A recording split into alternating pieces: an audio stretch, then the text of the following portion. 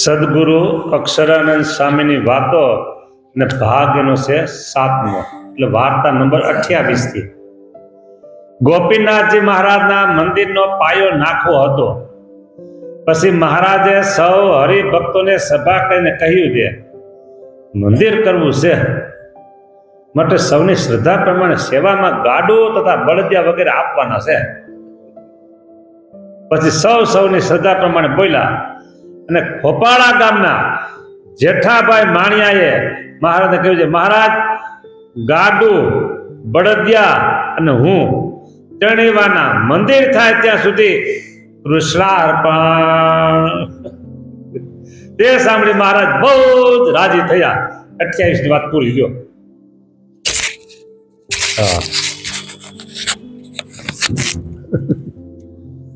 બોલો આવું છે. જો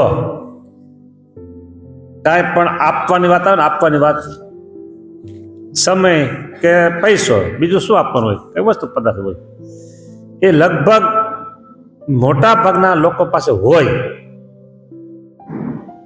બરાબર, પણ મન ન હોય ને તો ન આપી શકાય. જીગર જોઈ કે જીગર કરે તો થાય, બરાબર. બાકી હોય પણ મન ટૂંકું હોય તો ન આપી શકાય.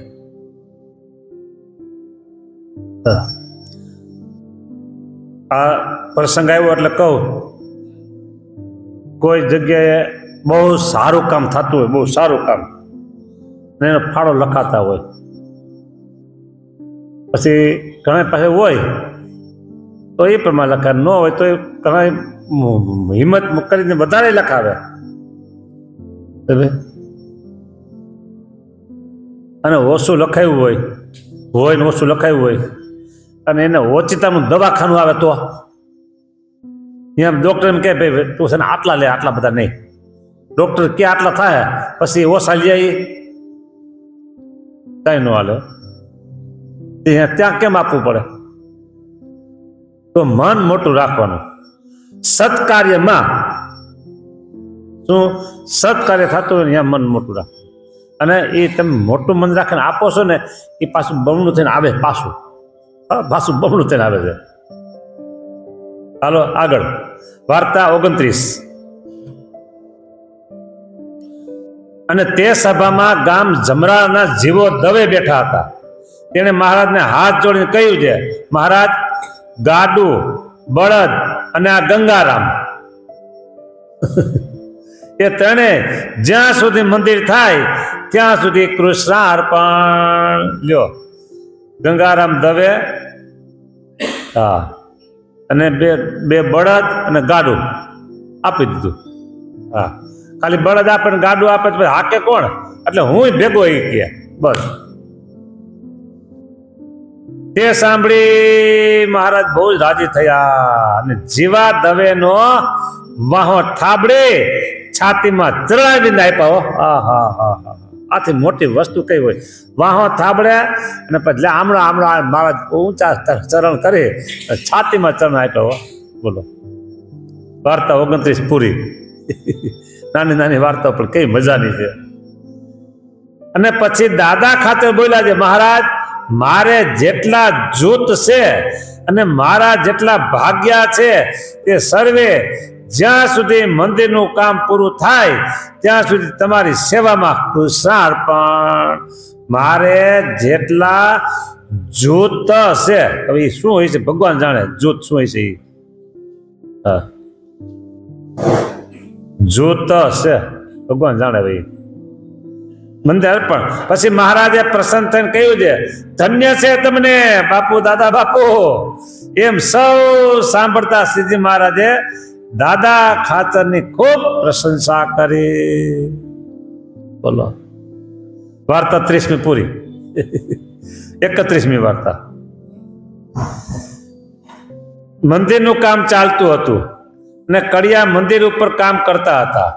અને ધર્મ સ્વરૂપાનંદ બ્રહ્મચારી, કોણ?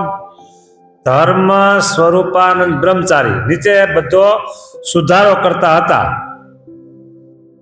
તે ઉઘાડે શરીરે હતા તેથી તેમના શરીર ઉપરથી ચૂનો પડેલ. તે સમયે શ્રીજી મહારાજ કામ જોવા માટે પધાર્યા અને ધર્મ સ્વરૂપાનંદના વાંસા ઉપર ચૂનો જોઈ મહારાજ બોલ્યા છે, ઋષિના વાંસા ઉપર ચૂનો પડ્યો છે ઋષિ.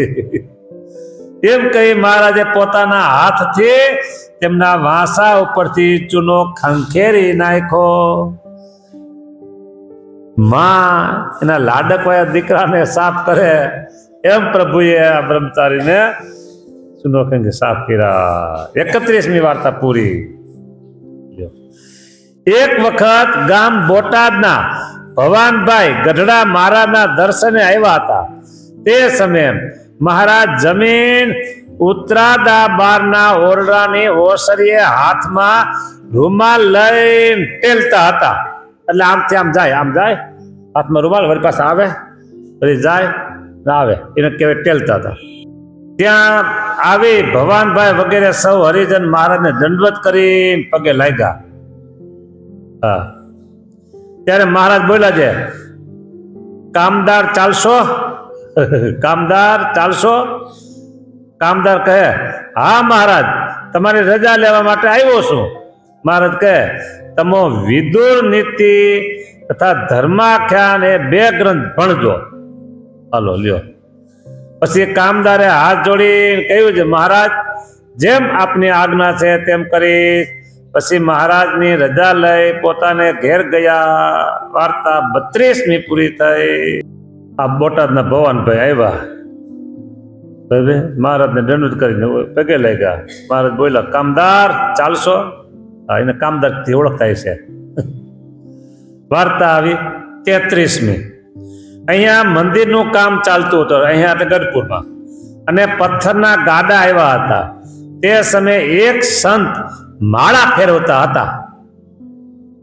બોલો, માળા ફેરવા બેઠા હતા અને મહારાજ ઉત્તરાદા બારના ઓરડાની ઓસરી ઉપર કળાનું દોરડું ઝાલીને ઉભા હતા. કળા બાંધતા હોય ને દોરડું. હા, તે સમયે મહારાજ બોલ્યા છે, મહાપુરુષ લાકડા શું તાણો છો? મહાપુરુષ લાકડા શું તાણો છો? લાકડા, પથ્થર ઉતરાવો, પથ્થર.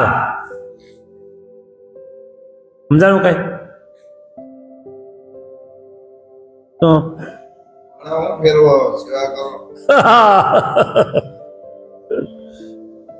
હવે પથ્થર ઉતરાવો હોય એ પછી આગા પાછું હાલે. બધા ઓલા કે સાંજે, ઓલા કે બપોરે, ઓલા કે આમ નવામ, એ તો જે ટાણું હોય ત્યારે ઉતારવું હોય. પણ માળા ફેરવી હોય એ તો હવે પોતપોતાની ગમે ત્યારે ફેરવી શકે. તો મહારાજે એની મહારાજની રુચિમાં કામ ન કર્યું, સમજા ને? હા, પાછું મહારાજ શું કે મહાપુરુષ. હા, કાંઈ ન કરે મહાપુરુષ કહેવાય. હા, આ શરીરને બહુ હાથવી રાખે ને એ મહાપુરુષ એને કહેવાય. શરીરને હાથવી રાખે ને. હા, મહાપુરુષ લાકડા શું તાણો છો? લાકડા, પથ્થર ઉતરાવો, પથ્થર. પછી સંત માળા ફેરવી પડી મૂકીને પથ્થર ઉતારવા ગયા. કેમ કે તે સમયે શ્રીજી મહારાજ સેવાથી ઘણા પ્રસન્ન થતા હતા. પણ મનનું ગમતું મૂકી દીધું ખરું. હા, રાજી થયા મહારાજ પછી. હા, ખબર નહીં હોય કઈ પથરા ઉતરા એટલે મારા પે બેસી ગયા છે. પછી મહારાજ યાદી આપી તો હા પથરા ઉતરે. હાલો હતું મારા પછી કરશું કે. 33મી વાર્તા પૂરી થઈ. એક વખત મહારાજે સભામાં સૌ સંતને પૂછ્યું, તમે કેટલી માળા ફેરવો છો? આ લ્યો તો આવ્યું અમારી ઉપર. કેટલાક કહ્યું છે, મહારાજ હું 500 માળા ફેરવું છું. ઓહો. હા, કોઈ કહે મહારાજ હું 1000 માળા ફેરું છું. આ ગપ્પો લાગે છે કે 1000 માળા ક્યારે પહેલા થાય છે? ગપ્પો મારે શું કરે છે? હા, માળા ફેરવીને પછી આંગળીમાં રાખીને આમ કરાય તો 1000 ને 5000 ફરી જાય. ગરમ થઈ હતી માળા. હો, હટ પારા, ભાગ પારો, ભાગ પારા, ભાગ પારો.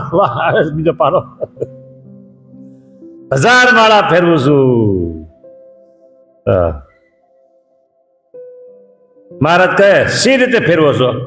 કેટલાકે કહ્યું છે મહારાજ માળા ફેરવા માટે બેરખા રાખ્યા છે. પછી મહારાજે મુક્તાનંદ સ્વામીને કહ્યું છે, સ્વામી તમે કેટલી માળા ફેરવો છો?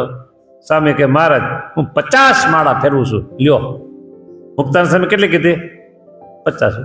બાકી બધા 500 1000 સુધી પૂગી ગયા. મહારાજ કે સી રીતે 50 ફેરવો છો? સ્વામી કે મહારાજ તમારા અંગ ધારીને તેમાં જો બીજો સંકલ્પ થાય તે માળા ખોટી, એ ગણવાની નહીં. હા. મહારાજ કહે આની આગળ 1000 માળા કાંઈ ન કહેવાય. બોલો, આ 50 ની આગળ 1000 કાંઈ ન કહેવાય. તે 500 કાંઈ નહીં, 500 કે કાંઈ ન કહેવાય. પછી સૌ સંત સમજી ગયા કે મહારાજના અંગ ધારી માળા ફેરવવી. તે ઉપર મુક્તાનંદ સ્વામીએ કીર્તન કર્યું છે કે ભજો ભાવ સોયા ખંડ જપ માળા રે, એ માળા ટાળે છે મન કેરા ચાળા રે.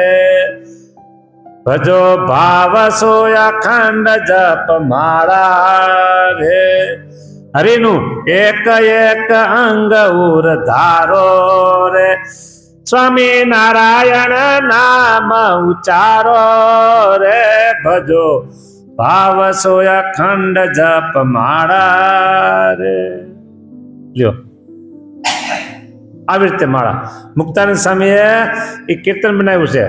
એમાં 50 અંગ મહારાજના આવે ને, એવી રીતે કીર્તનમાં લીધા અંગ 50. એવી રીતે થઈ માલિકા 50 રે.